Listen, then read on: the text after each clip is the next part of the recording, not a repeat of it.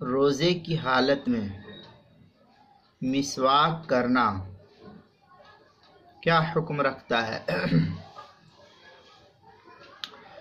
چنانچہ فقہاء کرام کی عبارت دیکھنے سے یہ معلوم ہوتا ہے کہ روزے کی حالت میں ہر وضو میں، چاہے وہ نماز کے لیے وضو کرے یا تلاوت وغیرہ کے لیے یا اذکار وغیرہ یا اور کسی چیز کے لیے انسان وضو کرے، تو ہر وضو میں مسواک کرنا یہ سنت ہے۔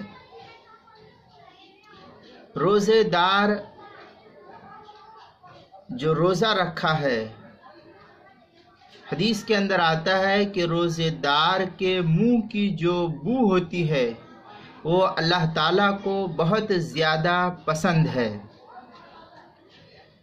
مسواک اس بو کے لیے مانع نہیں ہے، لہذا ہر صورت میں روزے کی حالت میں مسواک کرنا جائز ہے۔ ہدایہ کے اندر ہے وَلَا بَأْسَ بِالسِّوَاكِ الرُّطَبِ بِالْغَدَاةِ وَالْعَشَاءِ لِلصَّائِمِ لِقَوْلِهِ صلی اللہ علیہ وسلم خیر خلال الصائم السواک۔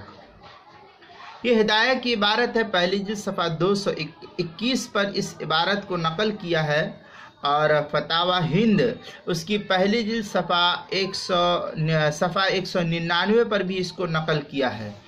اسی طریقے سے کتاب المسائل اس کی پہلی جلد صفحہ 158 پر اس مسئلے کو نقل کیا گیا ہے۔